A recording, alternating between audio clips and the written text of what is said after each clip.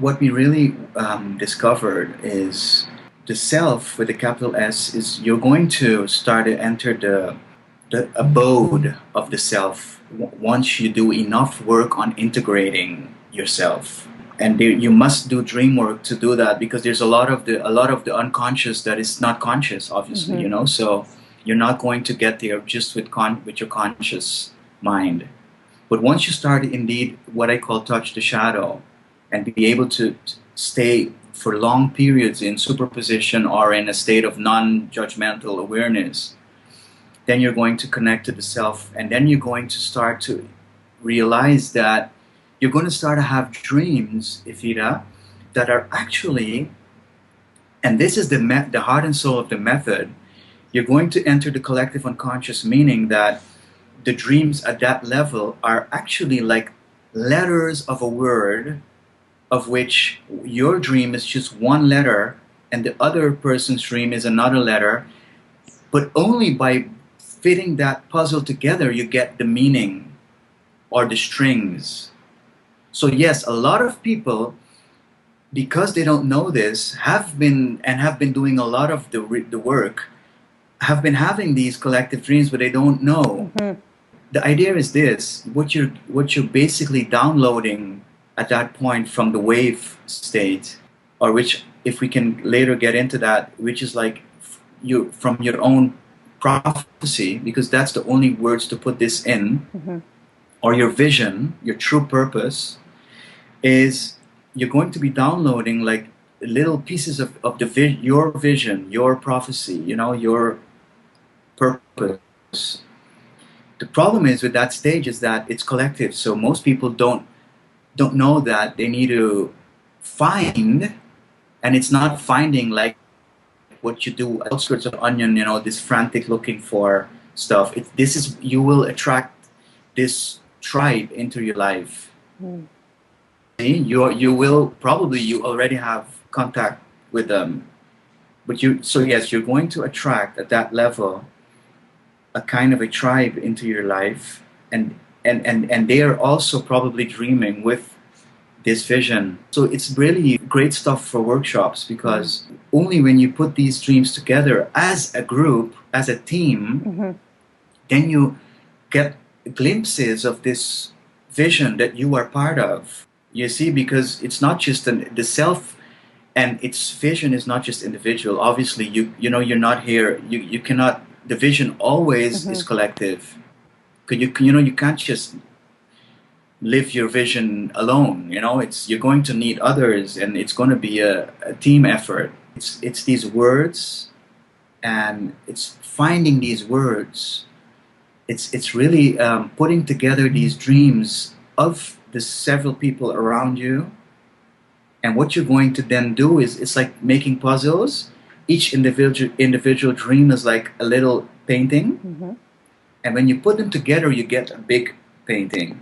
You will basically start to dream with these others at that level. They will enter your dreams, and so you will at some point you will connect to them in real life, which happens in a very synchronistic way, because it's a kind of a law of attraction kind of thing. So it's all about starting to identify these people at this level of your dreams, and then to recognize them in real life, because it's with these people that you have a shared task on the planet. That's the way it really happens, and so everybody that completes these steps on the stairway, which is like the first stages of the dream work, everybody enters that stage, and then you need to download the dreams regarding this, and then start to identify this tribe, and then together you guys tend to then be able to download the vision or the prophecy that you belong to.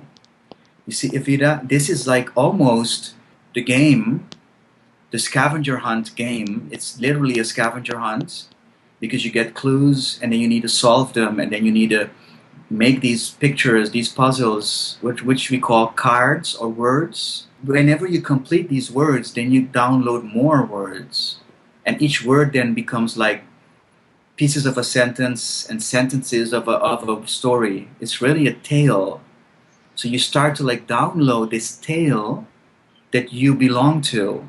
And as you are able to piece it together, it starts to unfold around you in your life as a story. You see, and this Evita is the way we transcend, or that's the passage from what we would call the outskirts of the onion, which would be then this matrix Cartesian space and time where everything, where opposites are separate, and then this is the transition to the new space time where the opposites are like pairs, so which we would call the infinite space time. You see, this is the transition to a new world. This is also why this shared dreaming is seamlessly connecting to prophecies around the world. The idea of a prophecy or a myth is where you are not anymore caught in the idea that you're the observer and out there is the observed. In the prophecy or the myth, you enter your own story. See, so that's the only way to really know reality beyond the observation problem, is in terms of finding and entering your own myth. The myth is like the reality where you are not excluded from the observation. Mm-hmm. You see, so all of these indigenous peoples that are almost like, one could say, like those that haven't made partaken of the fall, they live in a mythical view. You know, they live in a myth. So, but this is like the next step, because this is the only way we can really know reality beyond the observation problem. And the modern physics is trying to know reality beyond the observation problem, but in a very mechanical way. Mm-hmm. Of, you know, like it's almost like going ever more in a state of detachment. But this is the way that we have discovered that is the natural way to return to a new world view, you know, where I am at the center of my own story.